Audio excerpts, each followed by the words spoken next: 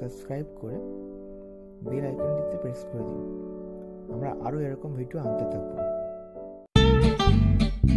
How about adding a watermark to your Word document or even create your own? Arlene here. Welcome to Burn to Learn. Let's start doing so by going up to the Design menu and click the Watermark button. Here are some pre-created watermark phrases such as confidential, do not copy. We'll click confidential one, and as you can see, this watermark has been placed behind our document. But what if we want to create our own? We'll show you how to do so.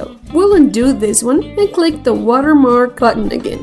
This time we'll select the custom watermark option. And let's say we want to add a picture as our watermark. Select the picture watermark option to enable the picture selection. Click on it and go ahead and choose your pic either from your computer files or even social media accounts. We'll browse from our files and select Mr. Bernie. You can also select the scale or, in other words, the size you want for your image. Let's say 100%. The wash out function gives the image a fainted color look. We'll uncheck it and click OK. And there it is. It covers not only the current page, but the rest of the document also. Should we create a text watermark as well? Let's do it!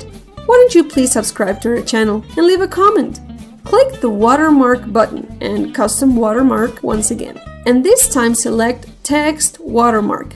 Here you have a few options to personalize your watermark with, such as language, text, font. Let's type what the text of our watermark will be. Burn to learn. By clicking the Apply button, you're able to see a preview of it. Let's change her font and the color too, and uncheck the semi-transparent box and click OK.